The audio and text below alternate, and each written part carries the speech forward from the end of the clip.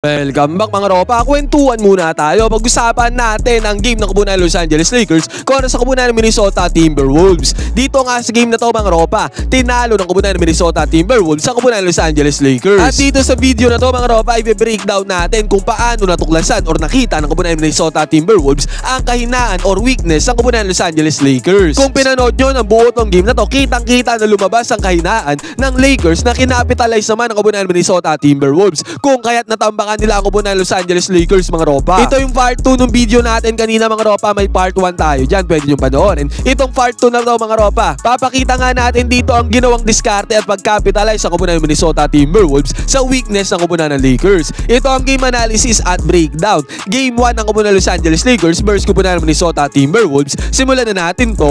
Okay, game. Pero mga ropa, dito na tayo magsimula sa may second half. 67-48 ang score dito mga ropa. Tambakol malala dito ang kubunan ng Los Angeles Lakers. At still mga ropa, dito sa may second half, dito papakita ko pa rin sa inyo yung ginawang diskarte dito ng kubunan ng Minnesota Timberwolves. At talagang nakita nila kung ano ang naging kahinaan ng Lakers dito sa game na to. Sa pagkakataon na to mga ropa, transition offense dito ng kubunan ng Wolves. At si Anthony Edwards ay dito sa may top of the key 3-pointer. Sino nga ba ang tumatao kay Anthony Edwards? Si Austin Reeves yan mga ropa. At sa senaryo na to mga ropa, binigay agad kay Anthony Edwards yung bola sa may top of the key 3-pointer. Makikita naman natin dito mga ropa, malayo yung defenders dito ng kubunan ng Los Angeles Lakers against kay Anthony Edwards. Take note mga ropa, si Anthony Edwards na naging season leader para sa 3-pointers na nagawa ngayong 2024-2025 season. At dahil nga walang depensa ang kubunan ng Lakers yung sa may ibabaw, pinukulan na harap-harapan ni Anthony Edwards, kinapitalize niya yung pagkakataon na yan mga ropa. Yung enough space, enough separation dito sa may 3-point area. Pinagbahid naman sila ni Anthony Edwards dito mga ropa dahil pumasok ang 3-pointer dyan, basket is dito good. Sa game na to mga ropa, yan ang naging main problem ng kubunan ng Los Angeles Lakers. Take note mga ropa,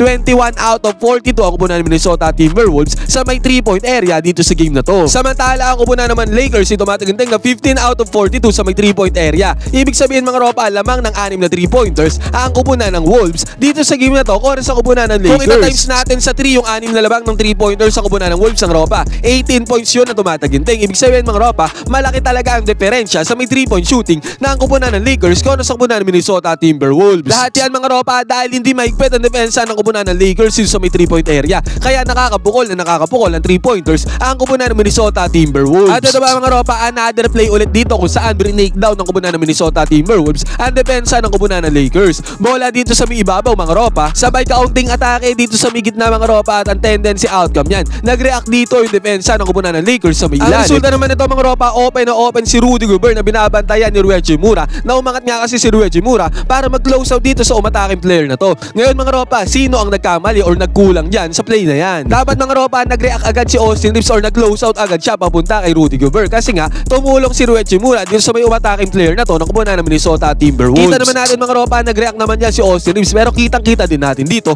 late na yung reaction na ni Austin Reeves sa may depensa mga ropa, kaya ang tendency outcome nito. Yung play dito ni Julius Randle papunta kay Rudy Gobert, easy 2 points na nagawa dito ng kubunan ng Minnesota Timberwolves dahil sa gameplay na yan. At kitang-kita naman natin dito mga ropa, 72-51 ang score, lamang ng tumataginteng na 21 points dito ang kubunan ng Minnesota Timberwolves dahil yan sa hindi mahigpit na ginagawang depensa dito ng kubunan ng Lakers. At sa pagkakataon na to mga ropa, atake dito ni LBJ na penetrate niya naman dito ang defense sa kubunan ng Minnesota Timberwolves, sabay kick out niya ng bola papunta kay Austin Reeves sa may left side court 3-pointer. Pumasok naman ang 3-pointer dyan ni Austin Reeves ng ropa, basket is good. Yun nga lang mga ropa, sinabi ko na din kanina doon sa may first video natin, eto Julius Randle ang umatake dito, nagbintes ang tira ni Julius Randle. Pero guess what, guess who mga ropa, kung kanino napunta ang offensive rebound, kay Julius Randle pa rin napunta ang offensive rebound mga ropa. At dyan sa offensive rebound na yan mga ropa, nakakuha ng 2 points putback dito si Julius Randle, second chance points yan, basket is good. Take note mga ropa, kung pinanood nyo tong buo tong game na to, noong first quarter lumalamang ang kubunan ng Lakers sa offensive rebound dahil nasa loob si Jackson Hayes. Pero itong second half mga ropa, dito na sa second half umarangkada sa rebound sa kubunan ng Minnesota Timberwolves. At usually mga ropa, mga offensive rebound yon kasi hindi na pinasok ni Coach JJ Redick si Jackson Hayes sa may lineup, lamang na lamang sa tangkad ang kubunan ng Minnesota Timberwolves at sa rebound. At dito mga ropa, Luka Doncic siya mahang ng bola, makikita naman natin dito nag-turnover si Luka Doncic. At sa turnover na to mga ropa, kinapitalize naman to agad ng kubunan ng Minnesota Timberwolves. Si Mike Conley mga ropa dito sa may transition offense, sa may fast break, pumeso agad dito sa may 3-point area mga ropa. Sinubukan namang close out dyan ni Dorian Finney-Smith, yun nga lang mga ropa, huli na ang lahat, na-fall na ni Mike Conley ang 3-pointer. Sinabi ko nga sa inyo mga ropa, major factor kung bakit nanalo ang kubunan ng Minnesota Timberwolves ay dahil 21 21 out of 42 sila sa may 3-point area. Pasok na naman ang 3-pointer dito ng Minnesota Timberwolves courtesy of Mike Conley. Basket is good. Sa pagkakataon na to mga ropa, lumobo sa 23 points sa tumataginting ang tambakol dito ng kubunan ng Lakers, 77-54. At pagkatapos pa nito mga ropa, heto tignan natin tong possession na to ng kubunan ng Lakers. Pagka kasi possession ng Lakers mga ropa, may ilang possession sila na parang walang pinupuntahan yung bola, paikot-ikot lang yung bola, parang wala silang magandang play. Ito nga mga ropa, panoodin nyo tong play na to. Doncic into the corner. Hachimura got Gobert in the air. Edwards taking on the challenge of James. 7 on the shot clock. They get Conley into the action. 2 on the shot clock. Hachimura has to pull.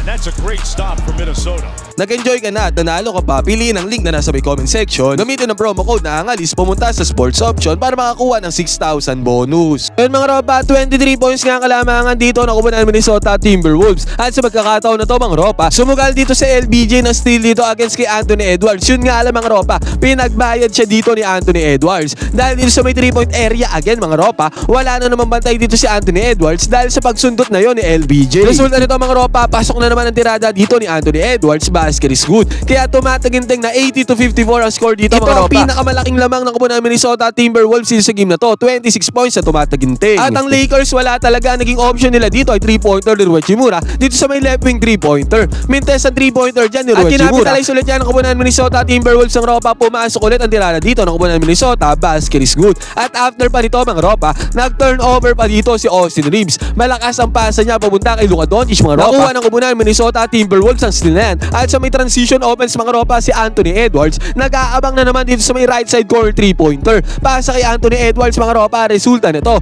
Pasok na naman ang 3-pointer dito ng kubunan ng Minnesota Timberwolves. Kasi nga mga ropa, tignan naman natin ang transition defense dito ng kubunan ng Lakers. Walang kagana-gana yan mga ropa. Open na open si Anthony Edwards sa may 3-point area. Basket is good para kay Anthony Edwards. Sa pagkakataon na to mga ropa, na-breakdown talaga ng kubunan ng Minnesota Timberwolves ang ginagawa at kahinaan sa depensa na ginagawa ng kubunan ng Lakers. At sa pagkakataon na to mga ropa, tumataginting na 85-58 ang score. Tumataginting na 27 points sa hawak na kalamangan dito na ang kupunan ng Minnesota Timberwolves. Buti na lang mga ropa, sa pagkakataon na to, nakascore din sa wakas ang kupunan ng Lakers. At itong score na to mga ropa, nanggaling lang to sa isolation play, one-on-one play dito. Austin Reeves versus depensa ng kupunan ng Minnesota Timberwolves dito sa may top of the key 3-pointer. Pumasok naman 3-pointer dito ni Austin Reeves ang ropa. Basket is good. Yun nga lang mga ropa, again, penetration dito ng kupunan ng Minnesota Timberwolves. Na-attract nila ang depensa dito ng kupunan ng Lakers. Out ng bola papunta sa may right side court 3-pointer. Si Nasrid naman ang tumirada dito ng 3-pointer para sa kupunan ng Minnesota Timberwolves. Again mga ropa, enough space, enough separation na naman. Mahinang depensa, hindi maigpit na depensa na naman ang pinakita ng Lakers dito sa pagkakataon na to. Kaya pinagbayad sila dito ni Nasrid. Basket is good sa may long range bomb, easy money. Buti na lang mga ropa, si Austin Reeves kahit paano mayroon talagang isolation moves dito. Step back 3-pointer ni Austin Reeves ng ropa. Nakuha siya dyan ng back-to-back 3-pointers para sa kupunan ng Lakers. Basket is good. At ito mga ropa, another possession ulit ng kupunan ng Lakers dito na kung saan wala na naman pinuntahan yung opensa nila. Ito, panoorin natin. Well, you're surprised when they miss. It feels that kind of game. Reeves tried to draw the hit from Alexander Walker cross court. Finney Smith. Shot clock below 10. Doncic out top against DiVincenzo. Into the corner, Gabe Vincent from deep. A little bit strong. Sa senaryo naman ito mga ropa, umatake dito si Anthony Edwards. Pero sa pag-atake na to ni Anthony Edwards mga ropa, pinulikat yung binti ni Anthony Edwards. Hindi siya makagalaw dito. At eventually mga ropa, lumabas dyan si Anthony Edwards. At sa pagkakataon na lumabas dito si Anthony Edwards mga ropa, dito bahagyang nagkaroon ng run ng kupunan ng Lakers at nag-spark pa ng comeback against sa kupunan ng Minnesota Timberwolves. Nakakuha ng 2 points dito si Luka Doncic mga ropa, at after ng 2 points na yan, nakakuha ng good defense dito ang kupunan ng Lakers. At sa good defense yan mga ropa, si LBJ nanguna dito sa fast break. 2 points na nagawa dito ni LeBron James. Basket is good. At pagkatapos naman ito mga ropa, si Luka Doncic nakakuha na naman ng 2-pointer dito mga ropa. Basket is good. At sabi ko nga sa inyo mga ropa, nag-spark ng comeback dito ang kupunan ng Los Angeles Lakers. Nakakuha sila ng sunod-sunod na puntos dito mga ropa. At bago matapos ang third quarter na to, buzzer beating 3-pointer pa ang ginawa dito ni Luka Doncic. Pumasok yung buzzer beating 3-pointer na yan mga ropa, kaya ang tendency outcome pagtatapos ng third quarter, 94-78 na score mga ropa. Baba sa 16 na puntos dito ang kalamangan ng kupunan ng Minnesota Timberwolves na kanina ay 27 points. At ang storya sa fourth quarter mga ropa, ganun pa rin, nakuha ng Lakers ang momentum, nakakuha ng 2 points dito sa LBJ mga ropa sa possession na to, basket is good yan. At after ba nito mga ropa, natawagan ng technical foul dito si Julius Randle against kay Jared Vanderbilt. At sa technical foul na yan mga ropa, naipasok naman ni Luka Doncic ang technical free throws, kaya ang nangyari dito mga ropa, bumaba pa sa 12 puntos ang kalamangan dito ng kubunan ng Minnesota Timberwolves, 96-84 ang score. Pero dito sa fourth quarter na to mga ropa, dito na bumalik si Anthony Edwards, kasi nung lumabas si Anthony Edwards mga ropa, doon nakahabol ang kubunan ng Lakers. Sa pagbabalik na to ni Anthony Edwards mga ropa, nasa kanya kaagad ang bola, inatake niya agad dito ang depensa ni Luka Doncic. Para sa akin mga ropa, mismatch to mga ropa, kasi mas mabilis si Anthony Edwards kaysa kay Luka Doncic, at ganun nga nangyari dito mga ropa, inatake agad ni Anthony Edwards dito ang depensa ni Luka Doncic. Panis dito ang defense ni Luka Doncic mga ropa, basket is good para kay Anthony Edwards. At pagkatapos man ito mga ropa, take over mode nga si Anthony Edwards pagbabalik niya dito sa may fourth quarter. Siya na naman ang may hawak na bola dito mga ropa against sa depensa ni Luka Doncic. Na-attract na ni Anthony Edwards dito yung defense sa kupunan ng Lakers, sabay kick out niya ng bola papunta kay Julius Randle.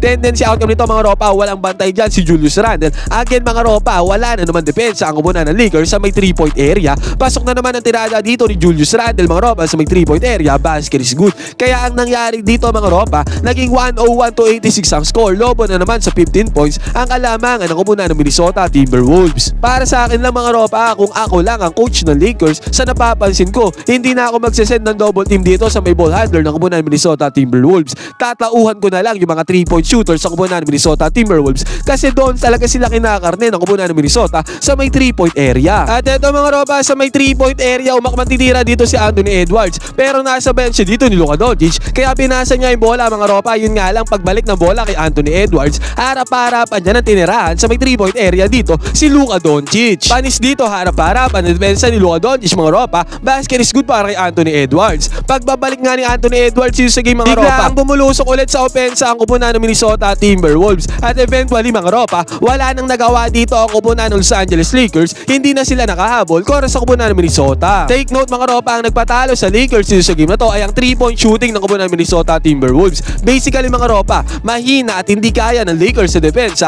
ang kupunan ng Minnesota Timberwolves sa may 3-point area. Tumataginting na 21 out of 42 nga ang kupunan ng Minnesota Timberwolves sa may 3-point area, at isa pa mga ropa yung offensive rebound na mayroon ang kupunan ng Minnesota Timberwolves doon sa may second half, kung saan wala si Jackson Hayes, di na pinasok si Jackson Hayes. Isa din yun sa naging main factor ng kupunan ng Minnesota Timberwolves ng ropa para talunin sa game 1 ng kupunan ng Los Angeles Lakers. Walang naging adjustment si Coach JJ Redick mga ropa sa ginawa na to ng kupunan ng Minnesota Timberwolves throughout this game. Ngayon mga ropa, ano masasabi nyo dito sa performance na to ng kupunan ng Lakers sa game 1? Anong adjustment na kailangan nilang gawin para sa game 2? Ngayon mga ropa, pwede kayo mag-comment dyan sa baba ng inyong opinion, magkwentuhan tayo.